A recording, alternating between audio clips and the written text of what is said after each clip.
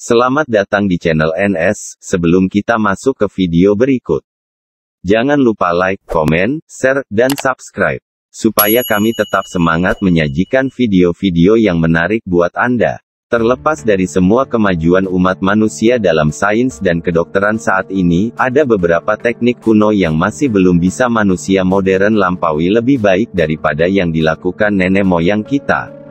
Tentu, kita memiliki sabun antibakteri dan pusat daur ulang, tetapi manusia kuno menemukan roda, dan roda adalah penemuan luar biasa dalam perjalanan melintasi jarak jauh, dan mempermudah pekerjaan. Lalu, apa sajakah teknik-teknik kuno itu? Berikut, 9 teknik kuno yang lampaui kecerdasan manusia modern, bagian 1. Pertama, roda masih menjadi teknik kuno utama yang tak tertandingi. Menurut Smithsonian, roda sudah ada setidaknya selama 5.500 tahun. Dan roda pertama digunakan untuk membuat tembikar. Begitu juga dengan keranjang, seruling, dan perahu. Ya, manusia modern masih menggunakan roda hingga hari ini untuk berbagai benda dan teknologi. Sekitar 300 tahun setelah roda tembikar ditemukan, manusia membuat lompatan dengan membuat kereta, dan kebutuhan manusia akan kecepatan pun tercipta. Hari ini roda membuat perjalanan jarak jauh semakin lebih mudah. Jadi, sudah tidak diragukan lagi jika roda menjadi salah satu teknik kuno yang sangat berpengaruh dan tak tertandingi. Kedua, teknik kuno dengan melubangi tengkorak. Para arkeolog menemukan tengkorak yang ditrepanasi, suatu keanehan yang sebenarnya tampak cukup umum bagi masyarakat prasejarah dari Yunani kuno hingga Amerika Selatan. Jika kamu agak asing dengan istilah trepanat, itu adalah kata kerja transitif yang berarti membor atau membuat lubang di tengkorak, dan itu biasanya dilakukan pada pasien yang masih hidup. Berdasarkan beberapa budaya, trepanasi masih dipraktikkan pada abad ke-20 untuk mengobati rasa sakit.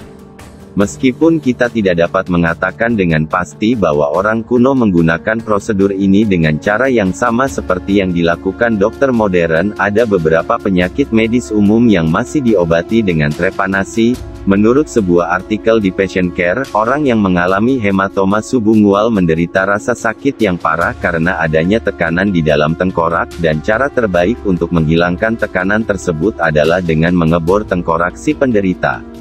Jadi, perawatan medis prasejarah ini masih dipraktikkan oleh para dokter modern. Ketiga, teknik menjahit luka. Sejauh yang diketahui, orang pertama yang menjahit luka adalah orang Mesir, kira-kira 5.000 tahun yang lalu. Dokter kuno menggunakan kapas atau rami, sutra, tendon dan arteri hewan. Menurut Flushing Hospital, dokter saat ini masih menggunakan sutra dan catgut, yang sebenarnya terbuat dari usus domba. Sutra dan catgut dapat diserap, yang berarti tidak harus dilepas setelah luka sembuh. Jadi, meskipun dokter juga menggunakan berbagai bahan buatan lainnya, penjahitan masih merupakan metode terbaik untuk menjahit luka serius yang sudah ada sejak ribuan tahun yang lalu.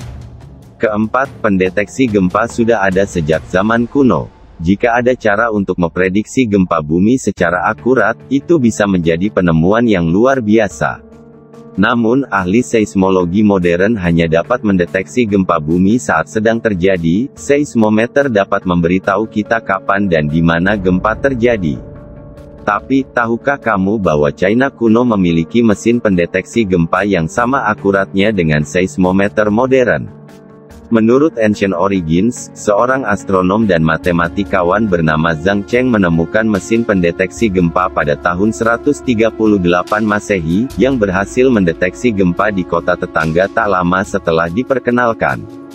Ketika para ilmuwan menciptakan kembali perangkat tersebut pada tahun 2005, mereka membuktikan bahwa perangkat tersebut dapat mendeteksi gempa simulasi dengan presisi yang sama dengan peralatan modern. Kelima, orang kuno lebih unggul dalam membuat benda menjadi berkilau. Benda berkilau sangat penting bagi nenek moyang kita. Mereka mengembangkan proses yang sangat canggih untuk membuat benda terlihat berkilau. Menurut Science Daily, pengrajin pada 2000 tahun yang lalu memiliki proses penyepuhan benda menjadi logam mulia yang masih tidak dapat kita tiru. Bahkan produsen sel surya dan DVD tidak dapat menerapkannya dengan kesempurnaan yang sama.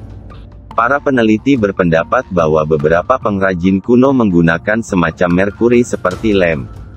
Terkadang teknik ini digunakan untuk menambahkan emas dan perak asli ke benda, dan terkadang untuk membuat barang palsu yang terlihat mahal, yang berarti bahwa selain menyukai benda berkilau, orang dahulu juga memiliki penipu berbakat, seperti yang manusia modern lakukan.